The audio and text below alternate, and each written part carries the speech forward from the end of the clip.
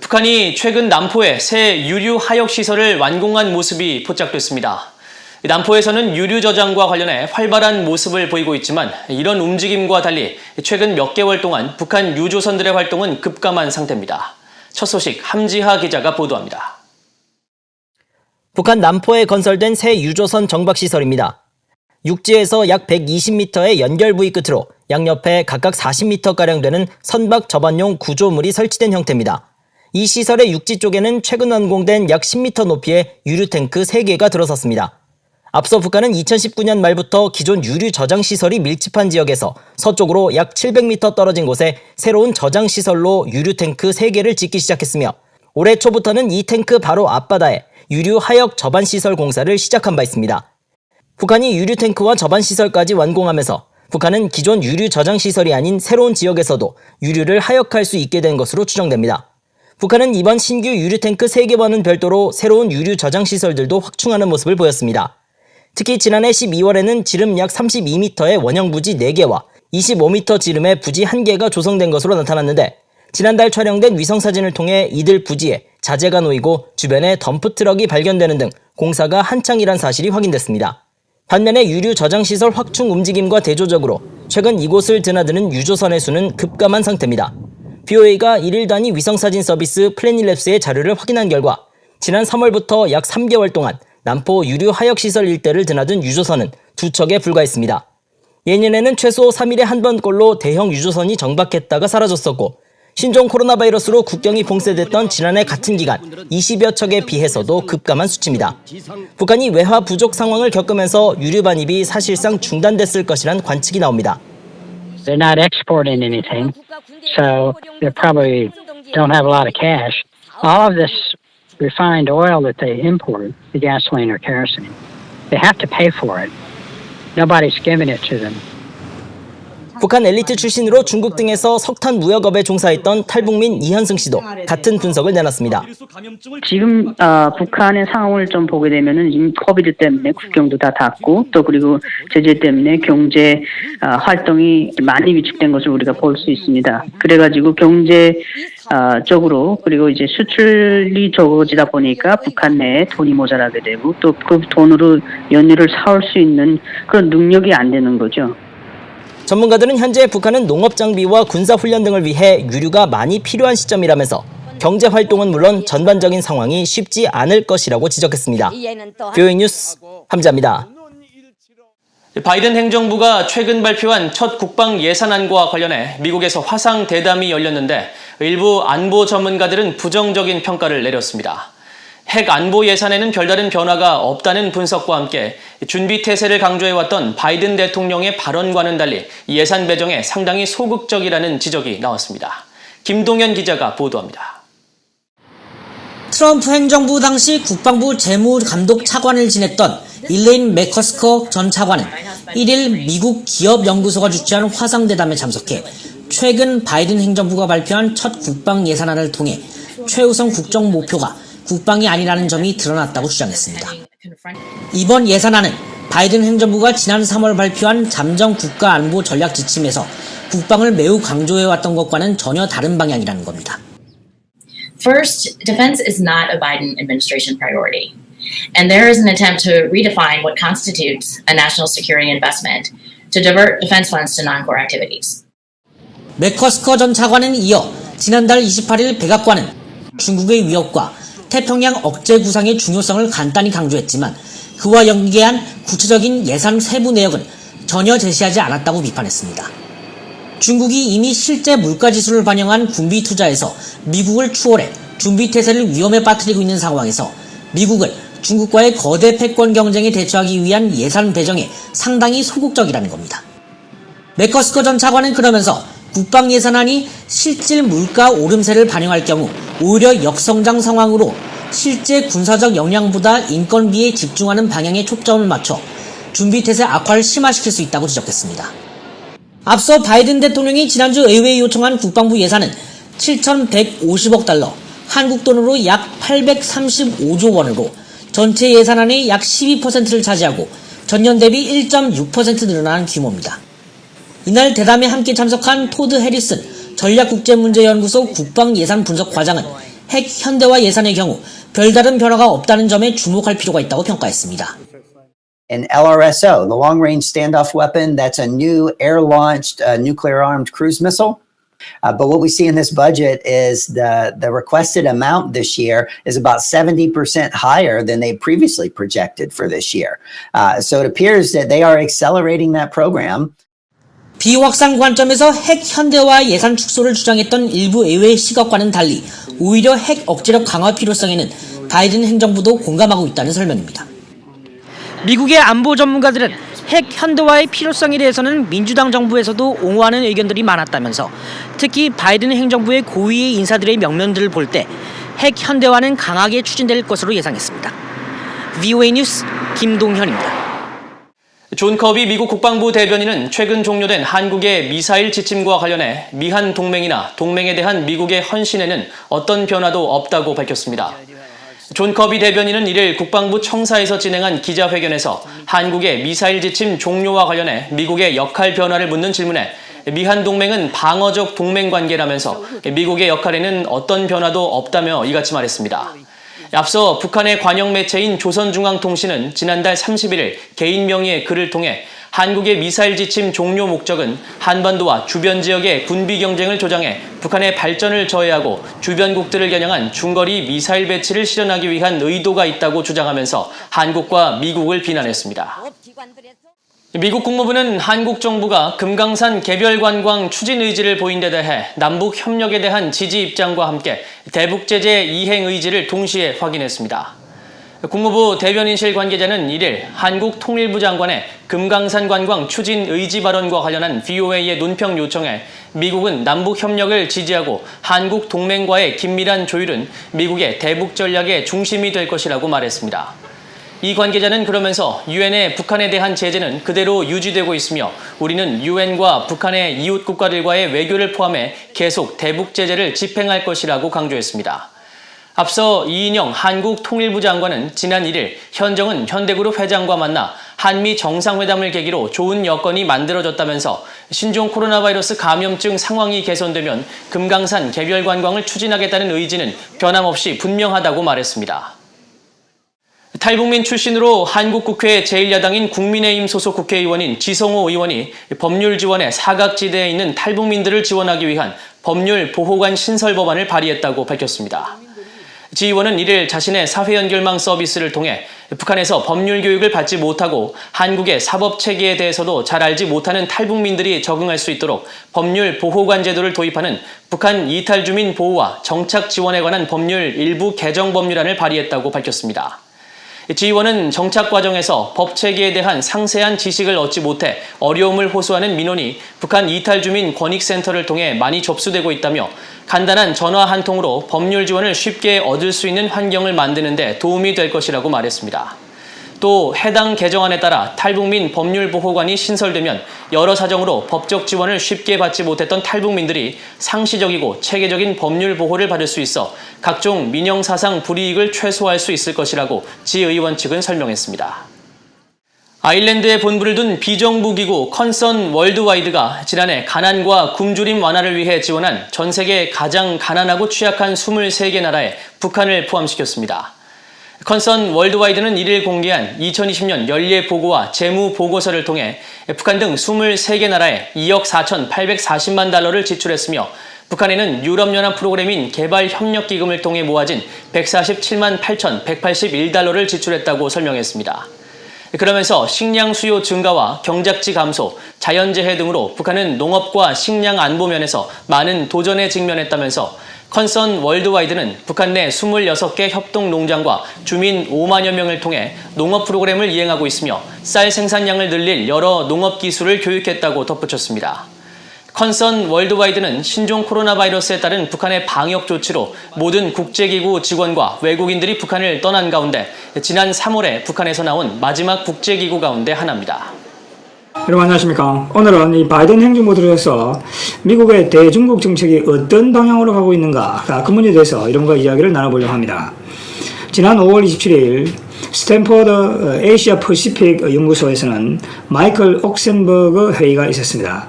이 마이클 옥센버그는 카터 행정부 당시에 미중 외교 관계를 정상화하는 데 기여한 인물로서 미국의 아주 대표적인 중국 전문가입니다.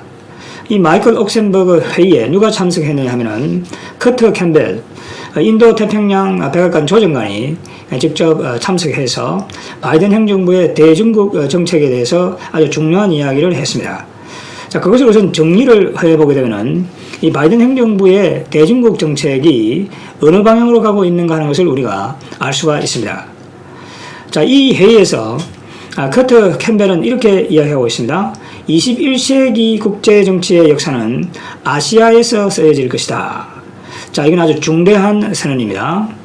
과거 국제 정치사라는 것은 유럽을 중심으로 쓰여져 왔습니다. 그리고 미국의 대외 정책이라고 하는 것도 유럽 중심주의였습니다. 자, 2차 세계대전 이전, 2차 세계대전 이후까지만 하더라도 미국의 바로 그 대외 정책이라고 하는 것은 유럽을 중심으로 이루어져 왔습니다. 미국의 대통령이 외국을 방문한 예는 바로 윌슨 대통령이 유럽을 처음 방문한 대통령입니다. 1차 세계대전이 끝나고 베르사유 평화 조약을 논의하기 위해서 유럽을 방문했습니다. 그 이후 미국의 대외 정책이라고 하는 것은 유럽을 중심으로 이루어져 왔습니다. 1차 세계대전 그리고 2차 세계대전 당시에는 히틀러의 그 패권 추구에 반대하기 위해서 심지어 소련과 연합을 했습니다. 자, 2차 세계대전이 끝나고 나서 또다시 미국과 소련 사이에 냉전이 전개되었습니다. 바로 그 냉전의 중심지가 유럽이었던 겁니다. 동구 유럽을 장악한 소련, 그 소련 제국에 대항하기 위해서 미국이 나토를 결성해서 유럽에서 생산을 건 바로 냉전 대결을 벌였던 것입니다.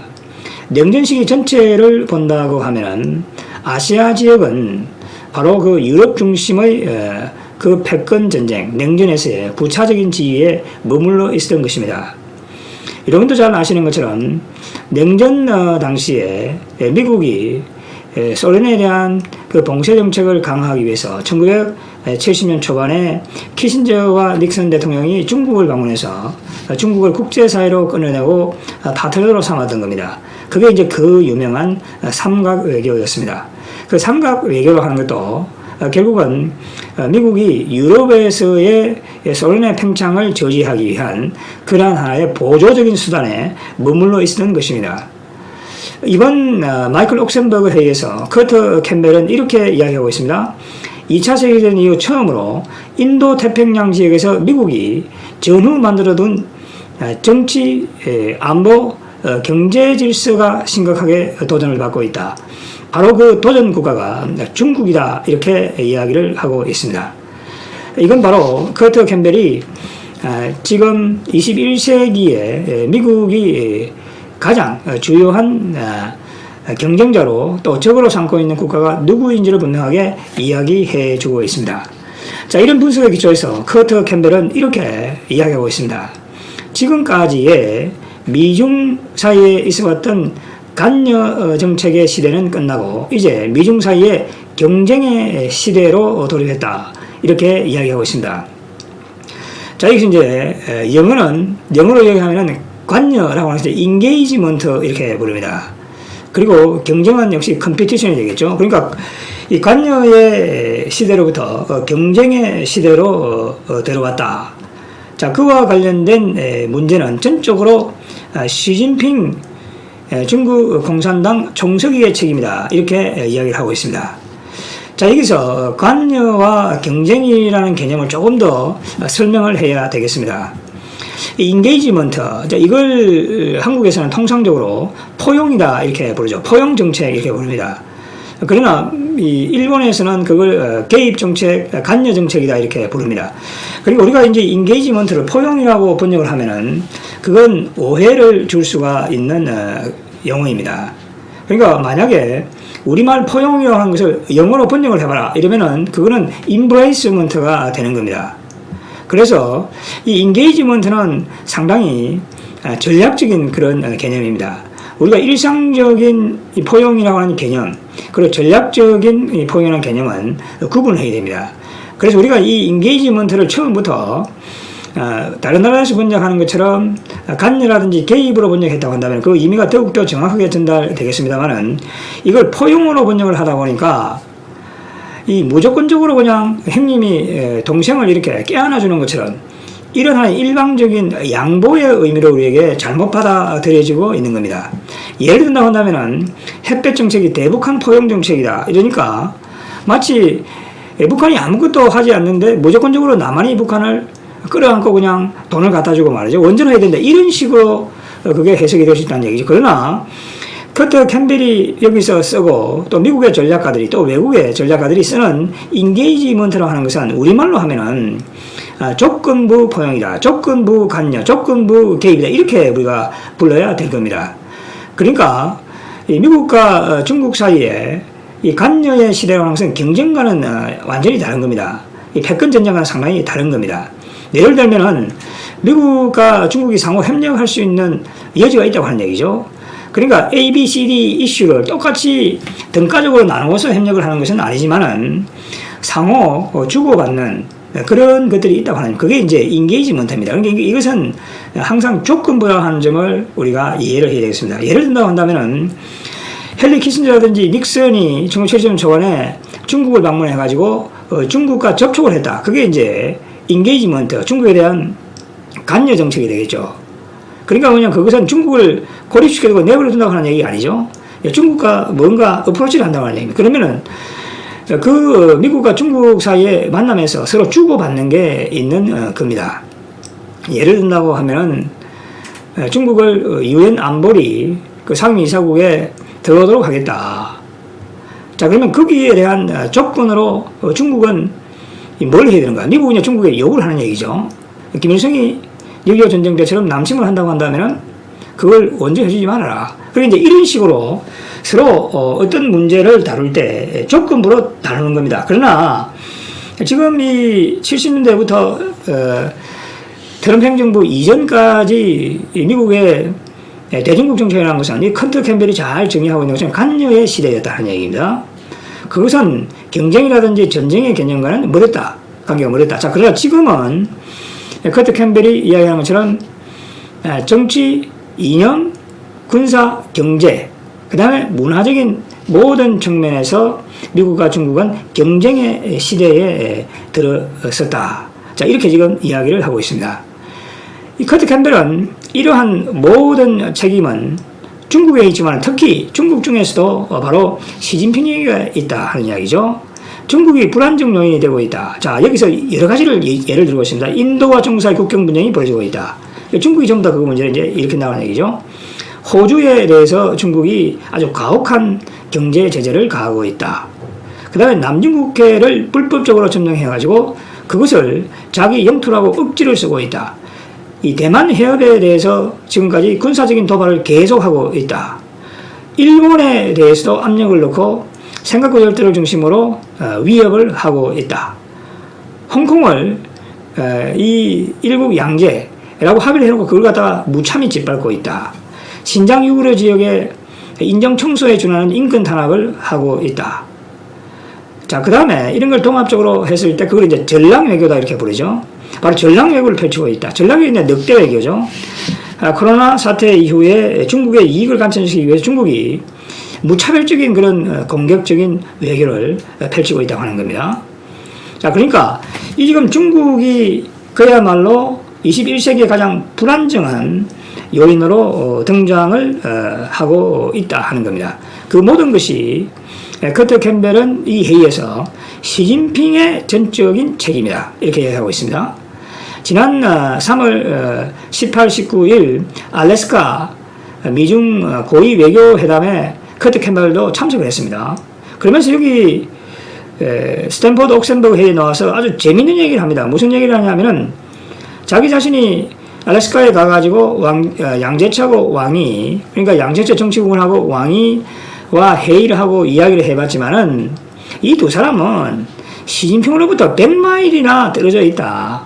이 사람들은 아무것도 모르는 사람이다. 이런 이야기를 여기서 하고 있습니다. 그러니까 뭐냐면 왜 양제차 왕이가 시진핑으로부터 100마일 밖에 떨어져 있다 이런 이야기를 비유적으로 하느냐 하면은 양제차 왕이가 물론 중국의 외교를 실무적으로 책임지고 있죠. 그러나 그 전략적인 발상, 전략적인 판단과 결정이라는 건 전부 다 시진핑으로부터 나온다는 얘기입니다.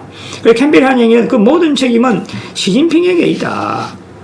그러니까 2013년 시진핑이 권력을 잡고 난 다음부터 중국이 남중국해에 그 산호초에다가 시멘트를 갖다 붓기 시작했다는 얘기죠. 남중국해에 있는 그 산호초라고 하는 것은 물에 떴다가 가라앉았다가 이럽니다. 그거는 어떤 나라도 그 산호초에 대해서 영유권을 주장할 수 없습니다. 그런데 시진핑이가 권력을 잡고 난 다음에 거기에다가 시멘트를 갖다 부었죠.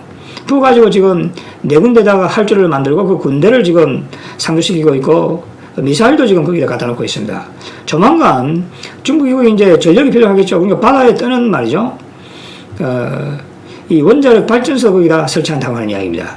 이게 이제 미국이 볼 경우에는, 커트 캠벨이 볼 경우에는 바로 시진핑 때문에 남중국해의 질서가 교란되고 있다고 하는 것이죠. 그 다음에 여기서 이제 시진핑의 등장 이후에 중국이 그야말로 미국이라고 하는 그 패권 질서에 도전하는 수정주의적인 이 도전 국가로 나왔다 하는 이야기를 여기서 분명히 하고 있습니다. 그러니까 질서를 교란한다고 하는 얘기죠. 그러니까 커트 캠벨이 볼 경우에는 시진핑의 이런 입장이라는 것은 자기 모순이라는 얘기죠. 미국이 만들어둔 국제정치 질서에서 혜택을 볼 거는 다 보고 그 질서를 같이 유지하지 않는다. 자, 그러면서 이 지금 시진핑이 미국이 지금 만들고 있는 그 질서의 대안적인 질서는 또 내놓고 있지 않다고 하는 얘기죠. 그게 이제 전부 다 전략 외교, 늑대 외교다 하는 것입니다. 그래서 이제 커트 캠벨이 아주 특이한 이론 계속 이야기를 하고 있습니다. 이 참 이름은 이거는 외교적으로 상당히 이 직설적인 표현입니다. 그러니까 미국과 중국 사이에 이 갈등이라는 것이 관여의 시대에서 경쟁 시대로 간 게 아니고 지금은 거의 뭐 전쟁 수준으로 가 있다 이렇게 봐야 될 겁니다. 그러니까 얼마 전 5월 26일 날 바이든 대통령이 코로나 발원지라고 하는 것이 바로 우한에 있는 코로나 연구소다. 그걸 3개월 내에 조사해서 다시 보고를 해라. 자, 필요할 경우에는 중국에게도 질문해라. 중국에 압박을 가해라. 이런 지금 이야기를 하고 있는 것이죠. 그러면서 커트 캠벨이 여기서 어떤 얘기를 하냐면은 이 시진핑이 그동안 중국 권력 구조에서 유지되어 왔던 집단 지도 체제를 무너뜨렸다. 이렇게 이제 직설적으로 비판을 하고 나옵니다. 그러니까 덩샤오평이가 1978년에 권력을 잡고 죽기 전에 어떻게 했느냐면은 마오쩌둥 같은 그 독재자는 나와서 되지 않기 때문에 5년 10년씩 새로운 지도자는 해야 된다. 그래서 덩샤오평이가 상하이방을 대표하는 장쩌민을 지명을 했죠. 후계자로. 그 다음에 그 차차기 후계자로서 후진타오를 지명했습니다. 그게 이제 공청단을 대표하는 인물이죠. 그래서 두 사람 다 5년 10년 하고 물러나고 또 권력을 바톤 타치를 해야 된다. 그래가지고 후진타오 물러나면서 중국 공산당의 원로들이 그 태자당을 대표하는 시진핑의 권력을 준 겁니다. 그런데 그 덩샤오평이 만들었던 그 불문율을 어기고 지금 커트 캠벨이 이야기하는 것처럼 집단 지도 체제를 무너뜨리고 독재를 지금 강화하고 있다는 얘기죠. 1인 지배 체제를 강화하고 있다. 이게 이제 외교로 표현해야 될 경우에는 바로 미국에 대한 강경책으로 나온다 하는 겁니다. 이게 이제 국내 정치적인 요인 때문에 시진핑이 같은 권력욕이라고 하는 것, 그것 때문에 지금 미국에 대한 강경책을 중국이 펼치고 있다. 모든 책임은 지금 시진핑에게 있다는 얘기죠. 대만에 대한 무력 도발, 대만에 대한 무력 통일이라고 하는 것도 이거 전부 다 시진핑의 권력을 공고히 하기 위한 그러한 목적이 있다는 얘기입니다.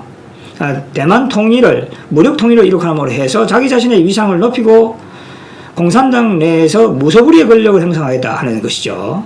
그러니까 지금 여기 커트 캠벨이 분석을 하는 걸 본다고 한다면은 미국과 중국 사이의 구조적인 요인 때문에 미중 패권 경쟁이 지금 벌어지고 있다 하는 점을 강조하면서도 동시에 시진핑이라고 하는 그 개인 지도자가 가지고 있는 권력력, 중국 공산 정권, 공산당 내부에서 벌어지고 있는 권력투쟁, 이런 지금 차원으로 이 문제를 지금 해석을 하고 있다 하는 것을 알 수가 있습니다. 그리고 지금 커트 캠벨은 그럼 미국은 어떻게 대응할 것인가? 미국의 국력의 한계를 정확하게 인식을 해야 된다. 그래서 미국 혼자서는 안 된다. 동맹국가 파트너와 함께 이 문제를 풀어나가야 된다. 그러나 중국 주변에 있는 국가들은 미중 패권 경쟁에서 어느 편을 든다는 것은 정말 어려운 일이다. 그건 정말로 전략적으로 어려운 결정이다. 그걸 미국이 이해를 해야 된다. 자, 그렇기 때문에 미국이 지금 이미 만들었고 유지하려고 하는 그 질서라고 하는 것은 바로 이 지역의 안정과 평화를 위한 것이고 거기서 생기는 이익을 미국 혼자 독식하는 게 아니다. 공유하는 그러한 패권 질서다 하는 것을 이 확인을 시키는 작업이 필요하다 하는 이야기를 여기서 하고 있습니다. 그래서 이 회의에 발표한 마지막 부분에서 커트 캠벨은 동맹국의 협력의 필요를 강조하면서 쿼드를 다시 한번 강조하고 나왔습니다. 인도 태평양 지역의 4개국이죠. 미국, 일본, 인도, 호주가 얼마 전 화상회의를 열었습니다. 3월 달에. 자, 금년 9월 달에 대면 회의가 열리게 될 것이다. 이 쿼드를 통해서 미국은 중국의 평창에 대한 억지력을 강화하기를 원한다. 이 쿼드는 여전히 열려 있다. 여기에 관심이 있는 국가들은 참여를 했으면 좋겠다. 여기 이제 완곡하게 다시 한 번 더 한국의 참여를 촉구하는 그러한 지금 발언을 하고 있습니다. 커트 캠벨은 이번 마이클 옥센버거 스탠포드 회의에서 미중 관계라고 하는 것은 더 이상 관여의 시대가 아니고 이제는 경쟁과 또 더 나아가서는 패권 전쟁의 시대로 접어들었다고 하는 분명한 인식을 보여주고 있습니다. 참고로 커트 캠벨은 오바마 행정부 하에서 힐러리 클린턴이 국무장관을 할 때 동아태 담당 차관보를 지냈습니다. 그때 커트 캠벨이 피벗 투 아시아로 중심축을 옮긴다. 리밸런싱, 재균형 전략을 입안했던 유명한 전략가입니다. 그러니까 미국이 2001년부터 테러와의 전쟁을 하면서 중동과 아프간에 온 정신이 팔려 있었고 그 10년 넘게 중국이 부상을 해도 중국이 국제정치 질서를 교란하고 주변 국가들을 압박하고 급박하더라도 미국이 여유가 없었다는 얘기입니다. 그래서 커트 캠벨이 동아대 담당 차관보를 하면서 오바마 행정부에서 아시아로의 어떤 관심을 다시 돌려야 된다. 재균형을 해야 된다. 중동을 포기한다는 건 아니죠. 중국의 부상에 대응하기 위해서 재균형 전략을 펼쳐야 된다. 자, 그러한 입장을 내놓았던 커트 캠벨이 바이든 행정부 하에서 백악관 인도 태평양 정책 조정관으로 들어왔고 오늘 옥센버거 회의에서 하는 이야기를 들어본다고 한다면 중국에 대한 아주 분명한 그러한 억지 전략을 지금 미국이 짜고 있다는 것을 확인을 할 수가 있습니다. 자, 한국도 이러한 미국의 동맹국으로서 미국의 정책 변화를 잘 읽어 나가는 것이 필요합니다. 자, 그렇게 함으로 해서 한국이 미국의 정책 변화에 능동적으로 대처하고 이러한 외교적인 안보 위기를 우리의 기회로 만들 수 있는 그러한 지혜가 그 어느 때보다도 요청되는 그런 시대다. 이렇게 볼 수가 있겠습니다. 자, 오늘 여기까지 하도록 하겠습니다. 감사합니다.